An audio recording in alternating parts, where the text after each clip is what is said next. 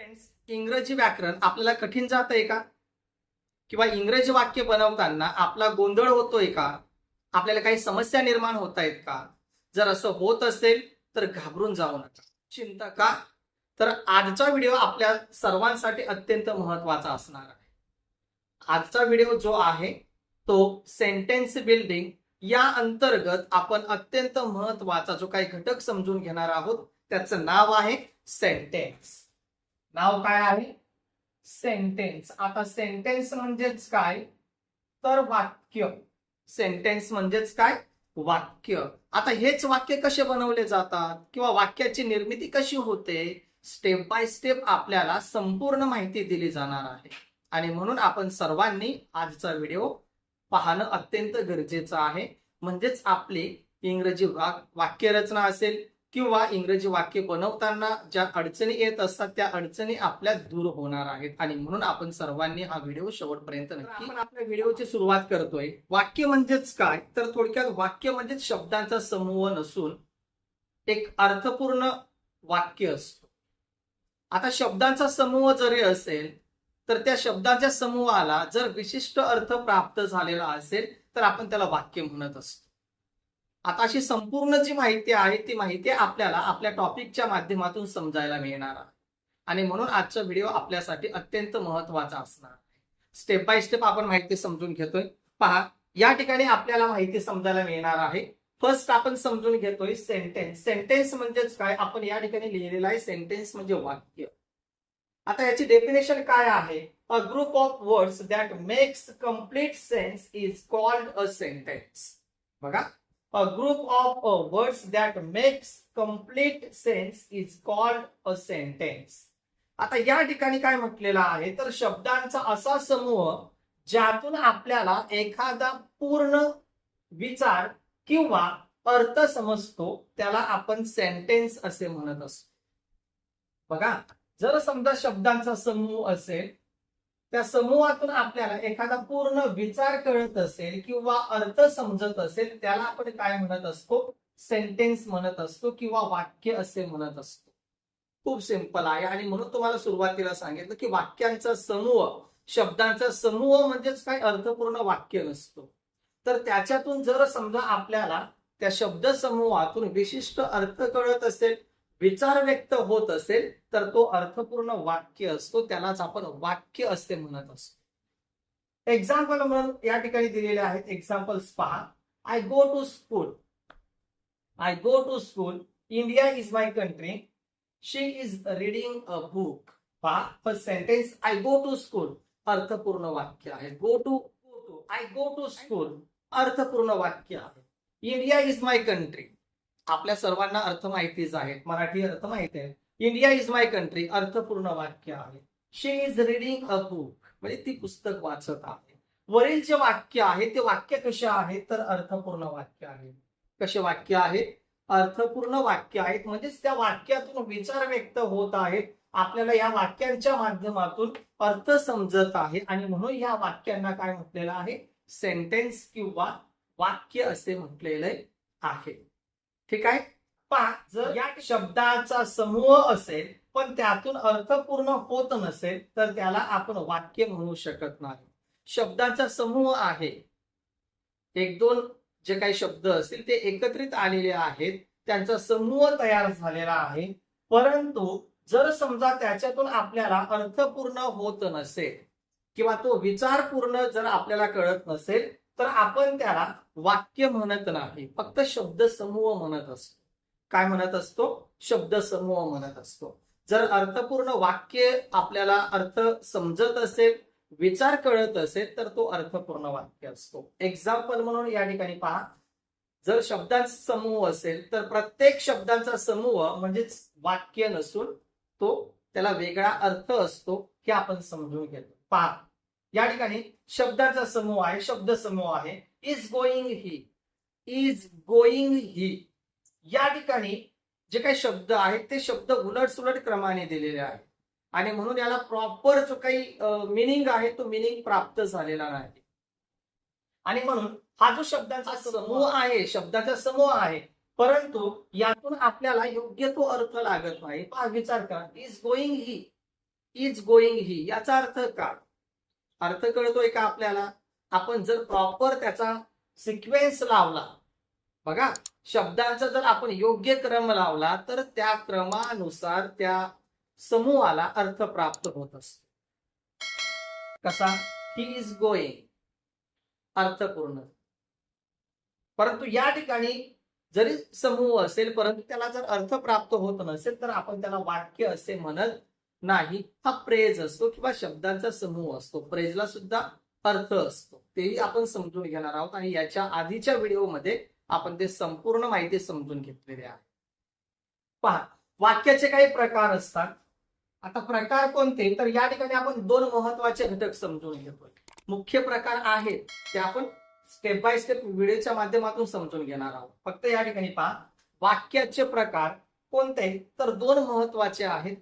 त्यात पहिला सब्जेक्ट आणि दुसरा प्रेडिकेट.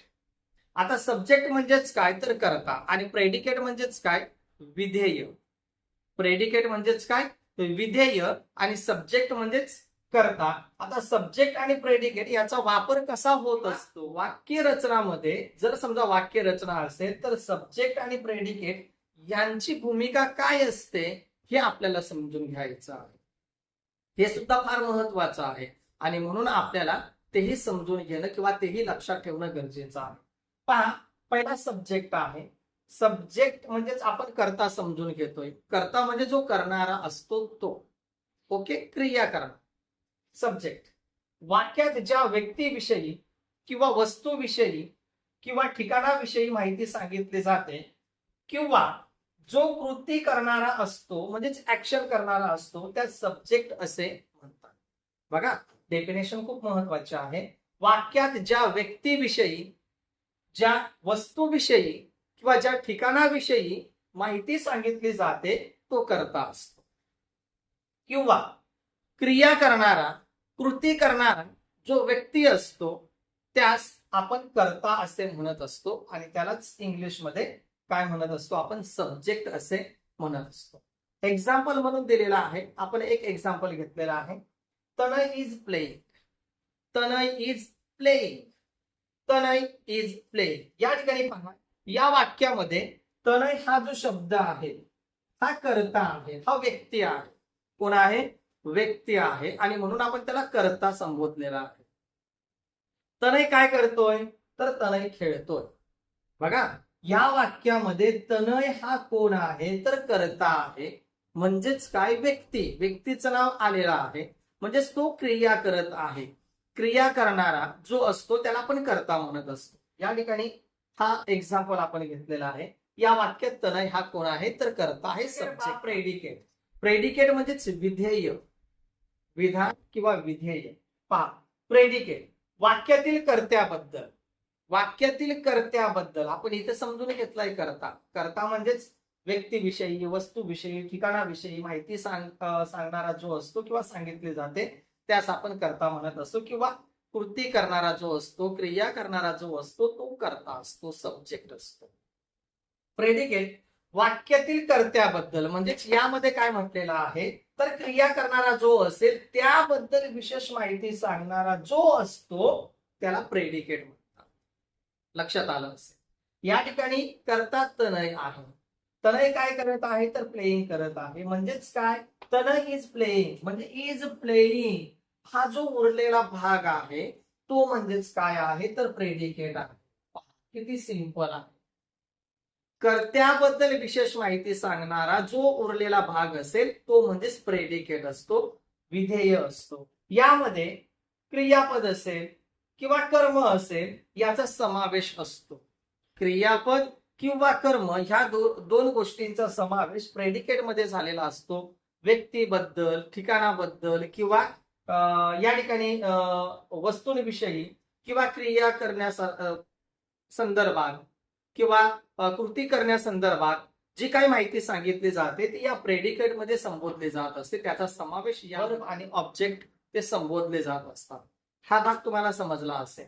म्हणजे सेंटेन्स मध्ये कोणत्या गोष्टी महत्वाच्या असतात तर सब्जेक्ट आणि प्रेडिकेट. सब्जेक्ट म्हणजेच काय तर कर्ता आणि प्रेडिकेट म्हणजेच काय तर उरलेला जो काही भाग असेल त्याला आपण प्रेडिकेट असे म्हणत असतो. ठीक आहे. थोडक्यात आपण महत्वाचं समजून घेऊया. महत्वाचा सगळाच भाग महत्वाचा आहे, अत्यंत महत्वाचा आहे.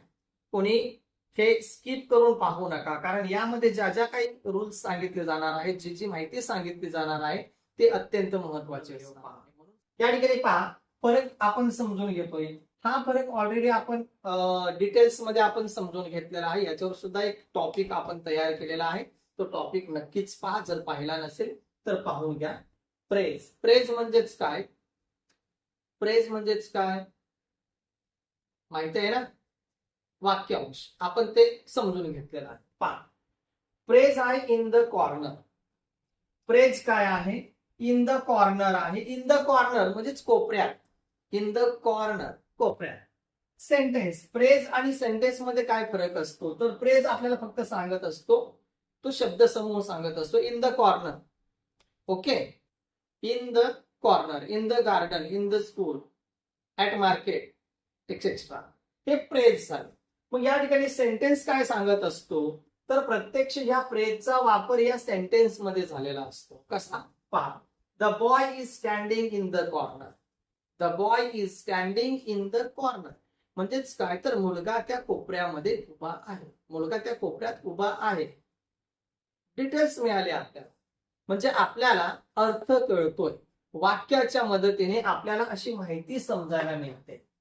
हा फरक आपल्याला प्रेज आणि सेंटेन्स मधला पाहायला मिळतो. ओके, आता आपण मूळ आपला जो काही मुख्य वाक्यांचे जे काही मुख्य प्रकार आहेत ते आपण समजून घेणार आहोत. खूप महत्वाचे आहे. थोडासा व्हिडिओ मोठा होऊ शकतो, परंतु हरकत नाही, कारण आपल्याला ही महत्वाची माहिती समजायला मिळणार आहे. ठीक आहे, पहा या ठिकाणी पहिला भाग आहे ऍसेरेटिव्ह सेंटेन्स. त्यालाच दुसरा शब्द आहे declarative sentence. Assertive sentence, otherwise declarative sentence. याला मराठी अर्थ आहे विधानार्थी वाक्य. विधानार्थी वाक्य. डेफिनेशन समजून घेऊया आधी. ज्या वाक्यात केवळ एक साधे विधान केलेले असते किंवा माहिती दिलेली असते त्याला विधानार्थी वाक्य म्हणतात. या वाक्याची सुरुवात सब्जेक्ट म्हणजे कर्त्याने होते आणि शेवटी पूर्णविराम असतो. ज्या वाक्यात केवळ एक साधे विधान केलेले असते किंवा माहिती दिलेली असते त्याला विधानार्थी वाक्य म्हणतात.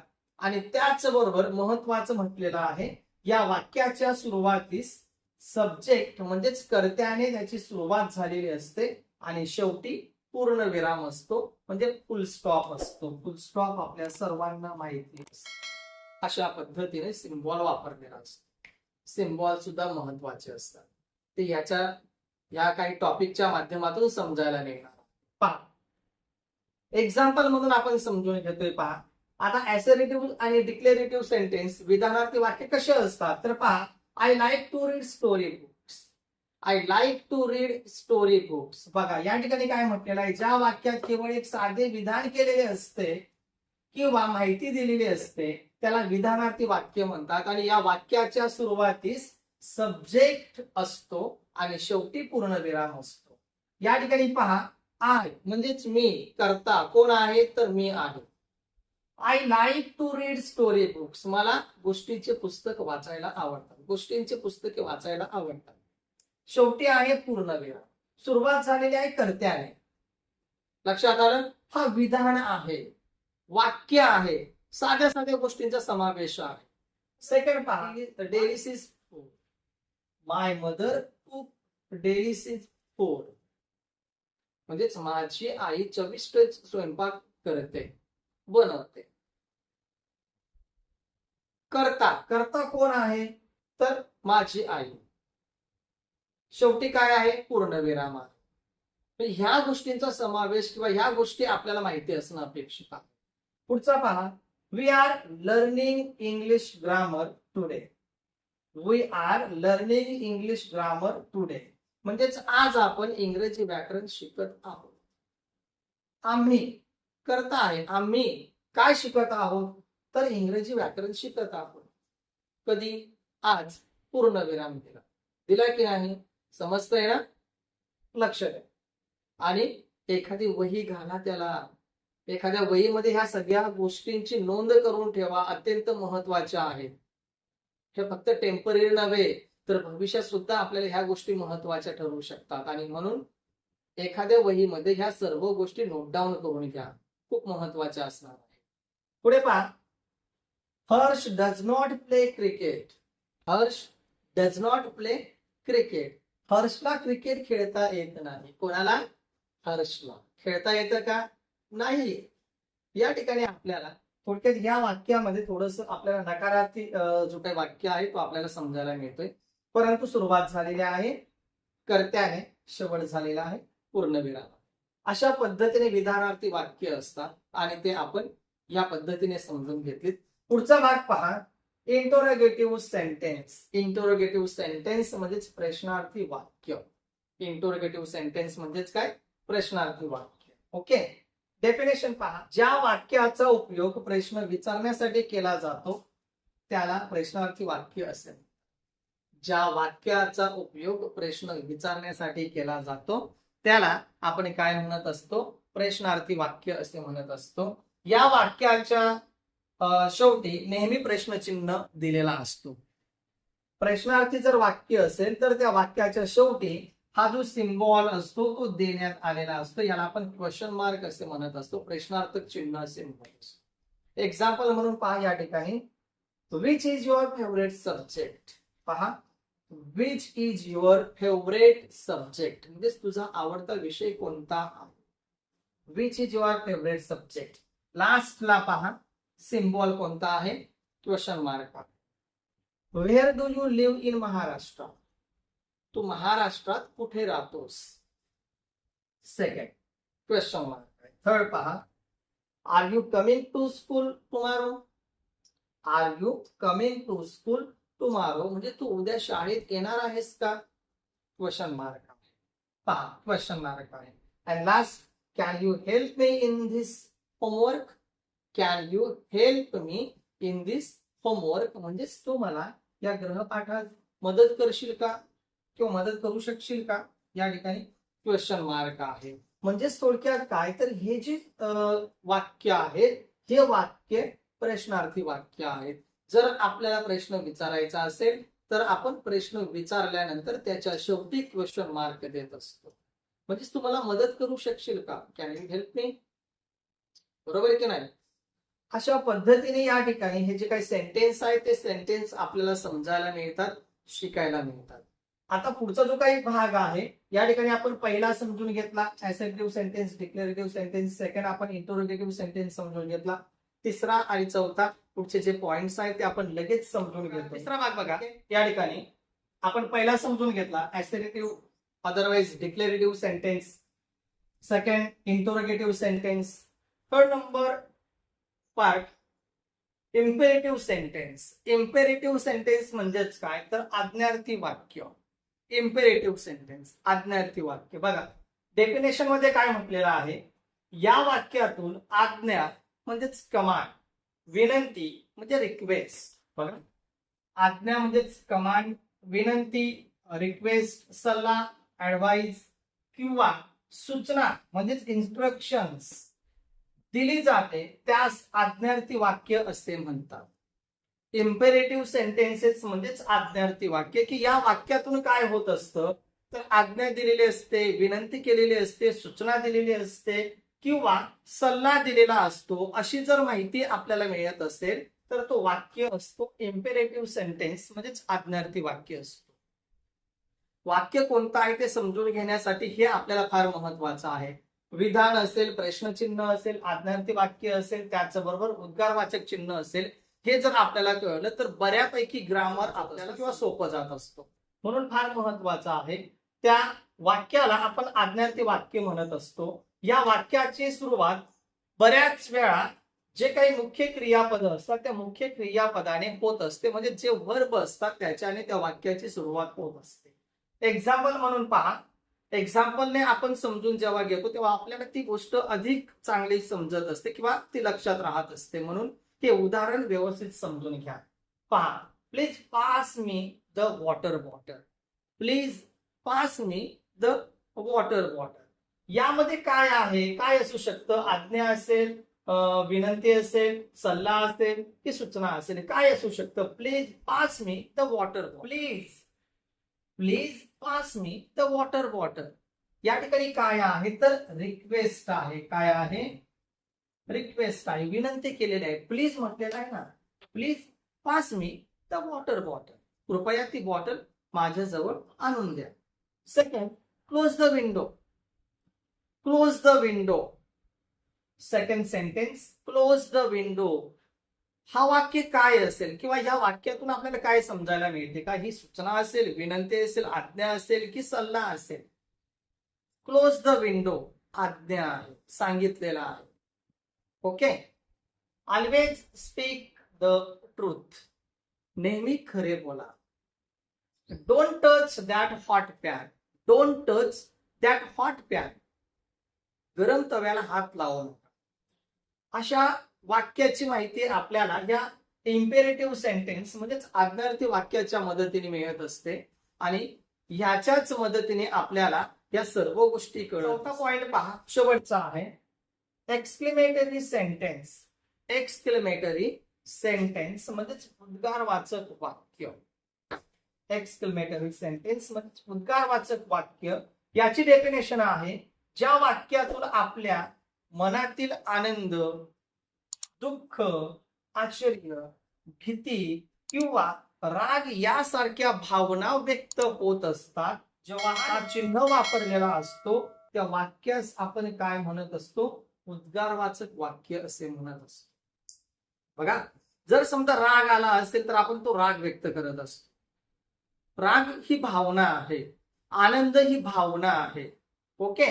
मग भावना कोणत्याही असो, त्या भावना व्यक्त करत असताना जे काही फिलिंग्स आहेत, आपले जे एक्सप्रेशन्स आहेत, ते आपण जेव्हा व्यक्त करत असतो, व्यक्त करत असताना मग ते काही असेल, आनंद असेल, दुःख असेल, आश्चर्य असेल, भीती असेल, राग असेल, या भावना जेव्हा व्यक्त केल्या जात असतात, त्या व्यक्त करत असताना आपण जे उद्गार काढत असतो त्यात उद्गारवाचक वाक्याचा समावेश असतो आणि त्या वाक्याच्या शेवटी नेहमी हा जो सिम्बॉल आहे, सिम्बॉल तुम्हाला माहितीच असेल, हा जो सिम्बॉल आहे तो सिम्बॉल वापरला जात असतो उद्गारवाचक वाक्याचा.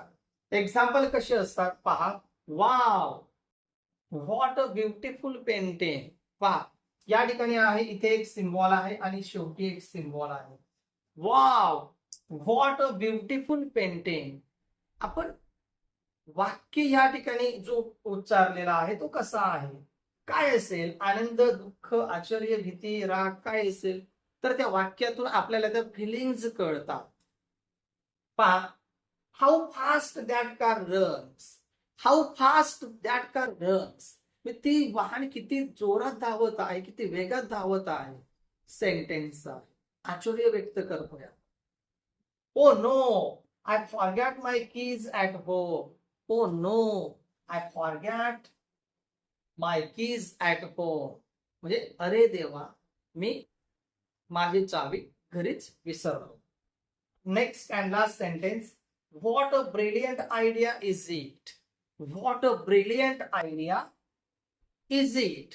म्हणजेच काय, किती सुंदर कल्पना आहे. म्हणजे अशा प्रकारचे जे काही सेंटेन्स असतात ते सेंटेन्स आपल्याला कळत असतात.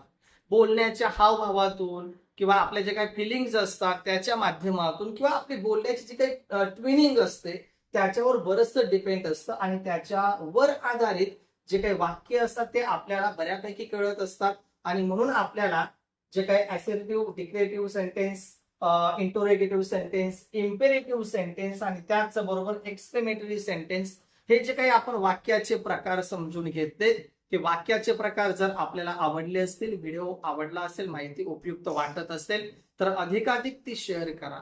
आणि जर चॅनलवर नवीन असाल तर चॅनल लगेचच सबस्क्राईब करून बेल आयकॉन प्रेस करा, म्हणजे अशा उपयुक्त व्हिडिओची माहिती आपल्यापर्यंत वेळोवेळी पोहोचू शकेल. ठीक आहे, लवकरच भेटू आपण पुढच्या व्हिडिओच्या माध्यमाने. तोपर्यंत टेक केअर, बाय बाय.